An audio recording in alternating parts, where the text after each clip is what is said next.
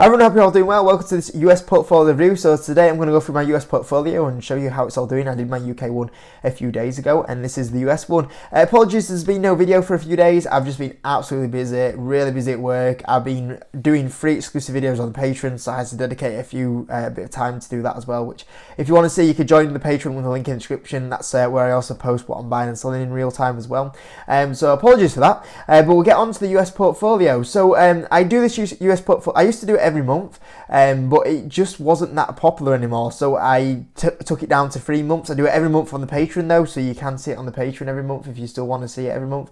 But yeah, I took it down to every 3 months, and every 3 months I show you what I own, what I don't own, and it just keeps all that transparency, you know, for you guys that maybe watched me for a year, 2 year, 3 year, 4 year, 5 years, 6 year, maybe 7 year. You know, you guys have been tracking the portfolio for that time frame, and it just keeps up that legitimacy where you can actually see, I don't even know if that's the word, legitimacy. But you can actually see how everything's going, and there's nothing being sold out quietly in the background. You know, there's so many YouTubers that don't show the portfolio. There's so many YouTubers that sell things quietly out in the background and hope you don't see it works. Or if it's the stock that's not working, quietly sell it out of the background. Or so many YouTubers that used to talk about stocks and it totally disappeared off the scene. Or if they did used to talk about stocks, they talk about something else, like 5 videos a week on why the stock market is going to crash. So we've kind of stuck to our guns here through the bear market, and the UK portfolio is doing really well. The US one's got a few stocks that I'm a bit like they could be a little bit better on, and I'll talk about them when I get to them. But yeah, obviously really key for the transparency. And also I get sometimes questions like, why don't I show like actual screenshots of the portfolio? There's a couple of reasons why. First of all, I do not want everyone and people I don't know and some very strange and weird people, there's no other way to put it, that are on the internet, and some of them unfortunately do watch my videos. I don't want them to know exactly where my money is, how much money there is in there, and in which account they're in. I already have people that try and hack into the Discord. I have people that try and hack into the Patreon, people that post spam videos on the YouTube, that send abuse on the YouTube side of it. There's people that take down like eBay merchandise account. I have people that try and access my account. I do not want them to know how much money I've got in an account. I used to do it. There's a reason why I don't do it anymore.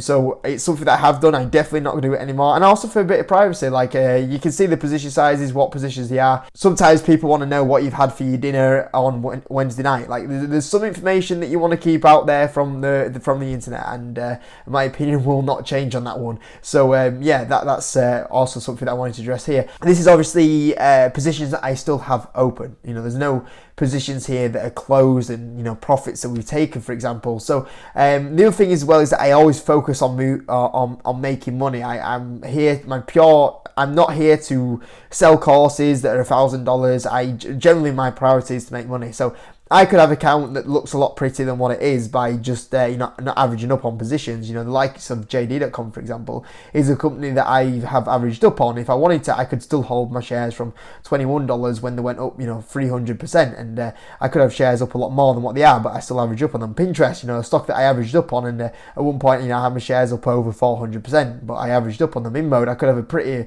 share gain on in mode, but I average up on them because I want to make more money. You know, a stock like Tesla, I've owned it 3 times, I've made over 300%, I made over 100%, and the last time I made around about 20%. You know, I could have a pretty account, but I focus on making money, and it doesn't include stocks that we've sold for profit as well. You know, GW Pharma, you know, we don't include the 100+% return we took on that when they got acquired. The likes of Genog when that got acquired, and the whatever it was, 50-60% we took on that. It doesn't include the likes of Glue when they were acquired by EA, the likes of Boeing, you know, the stock that we sold for a good amounts of money during the CV situation. Ferrari race, you know, when we took a 140% gain on that one, that's not included. The likes of Celsius, when we took over 100% return on that one, that's not included. So, you know, this is the active, you know, I wanted to say this, I could have a prettier account if I wanted to, and I also could have many gains. You know, my main priority is making money, and that's the main focus here. So let's get onto the portfolio anyway. There's a lot of rambling on there, so let's get started. So the Zero portfolio, so I do keep some shares in here. The reason why is because for some of you guys that might be a bit newer to the market, basically trading 212 didn't focus on stocks until like 2019, 2020, when they went a bit more stock based. Previously they were more CFD based, and I actually started switching a bit more to trading 212. So I've used trading 212 more, and I also like to keep a bit of wealth diversified for risk elements. If trading 212 was able to go BK overnight, which I don't think, when I'm looking at the new accounts, it looks so solid compared to where they were a few years ago.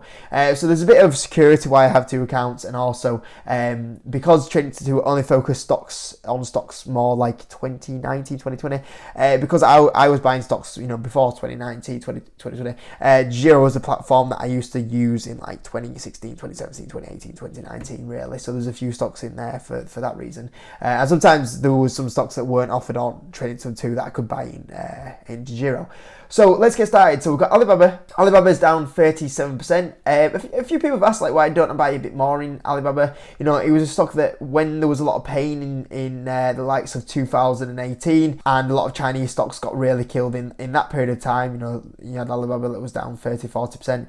I was buying the dip last time, and obviously the stock rallied, and I made over 100% on Alibaba in the summer of 2020. And then I've kept a few shares since, and I have averaged down a little bit more. But a few people have said, why don't I buy more like how I did in 2018? And the reason why is that the difference between now and 2018 is that there's so many more stocks out there to buy. In 2018 there was a few stocks that came attractive valuation, but this time around we've had a massive bear market crash, so there's a lot more opportunity compared to 2018. And the other thing is that there's definitely a lot more tension and regulation out there compared to 2018 that has continued, so there's that little bit of element there. But I might buy a few more shares, we'll see what happens. CCCEL, I have bought some shares. I think I bought these shares in 2018. Obviously CV situation happened, it is what it is, it's a hard thing to predict. I still think I'll do okay from this position. It's starting to show some signs of recovery. Travel demand is starting to come back when you look at the latest numbers, so I think we'll still do okay from Carnival. But obviously sometimes you get them situations which you can't predict. Meta, which is up 48%. I've had these shares for a while. These are a lot of shares that I actually bought in the whole like Cambridge Analytica situation that was 2018, 2019 was it? And I mean, they were like break even at one point because Facebook crashed so much in the last few months. Obviously they're back up 48%, but shows you how much pain there was with Meta recently. Gang down 85%. Gang is a company that is one of my 4 or 5 stocks that I'm not happy with in the portfolio. If I can take these 4 or 5 stocks away, I have a very good portfolio and a very good performing portfolio. But it's one of the 1 or 4 or 5 that are just letting me down a little bit. And you are going to get stocks that do underperform in the stock market. When you are individual stock picker, you're not going to have a 100% track record. You're probably not going to have a 90. You're probably not going to have an 80. You might not even have a 70. 60% would be okay. But this is one of the stocks that have been letting me down recently. I think that it could still go a little bit higher, but financially they're just not performing. The last earnings in particular, I was very unhappy in the last earnings. Like, I always thought they've got growth, so they just need to drive profitability forward a bit more if they can do that. But the issue is that in the last earnings they didn't drive profit. Well, they did drive profitability up, but it was a one-time payment, and also the revenue was very poor after a renegotiation with FanDuel, and also the B2C was a bit weak as well. So I'm a bit like, I've lost a bit of confidence in GAN recently, and unfortunately the share price got punished way before the financials deteriorated, and we're at right now. And I think I'll give them probably 3 or 4 more quarters, and I think that if there's not much improvement there, unfortunately I might have to take the L on that one. We've got Huya that's down 74%.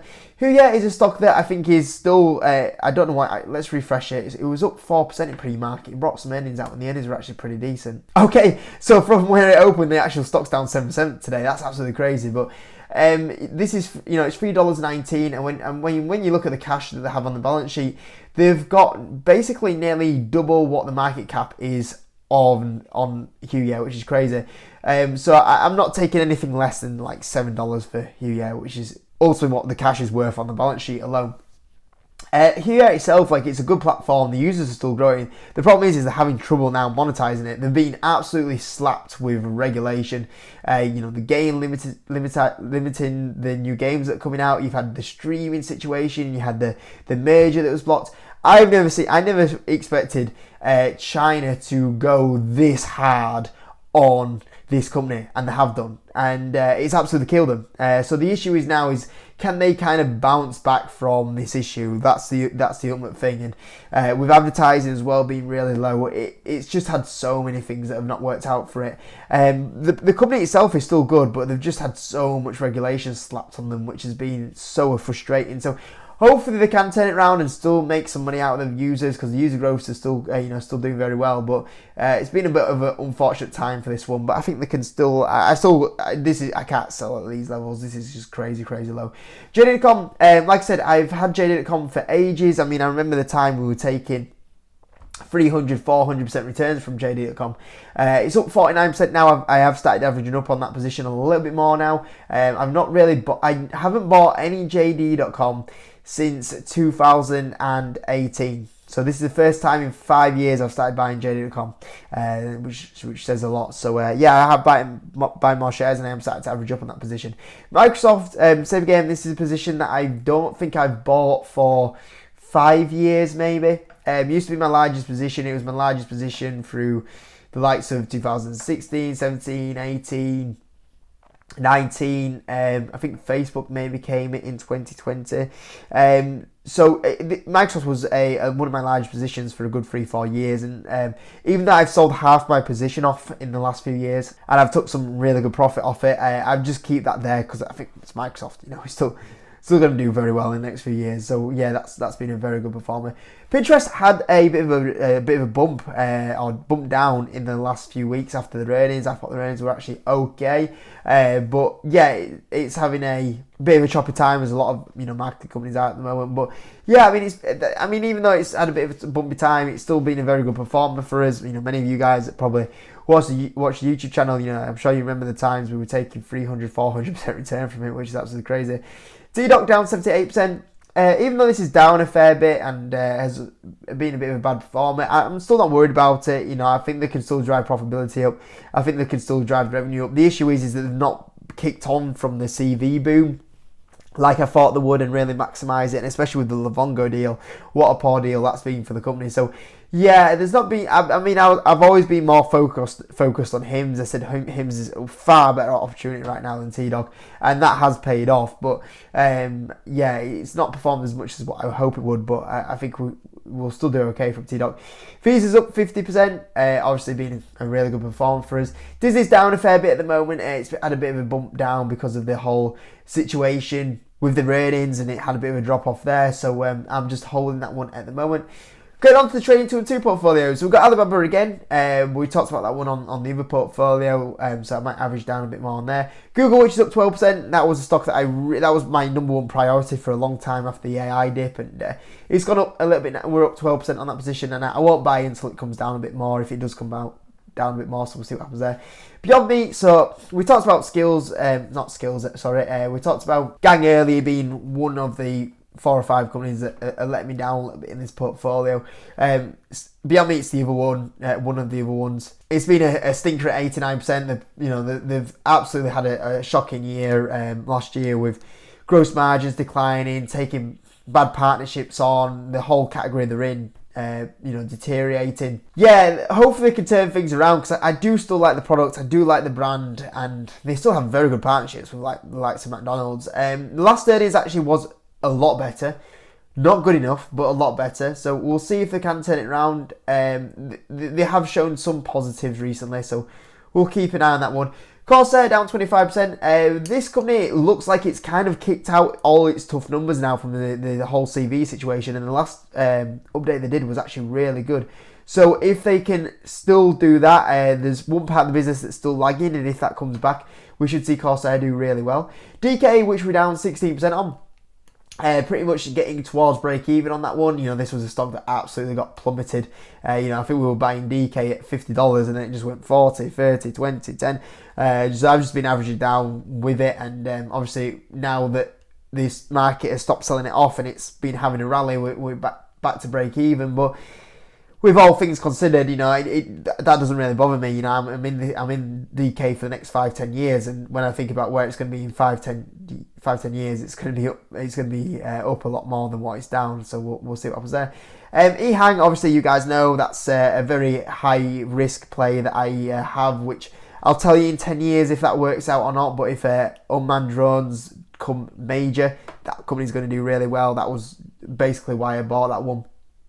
As most of you guys know, Meta up in this position, up to, this portfolio up 28%. We've got Callaway, which is down 19%. They had a stupid drop off of earnings.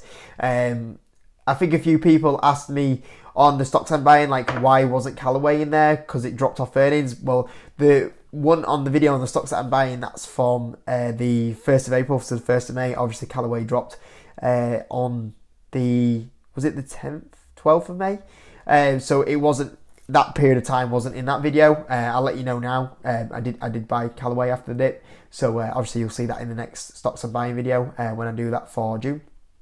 Hims, which is up 78%. This had a bit of a drop off earnings. Didn't deserve it. Didn't deserve it. The earnings were unbelievable. Once again, like 10 out of 10 earnings.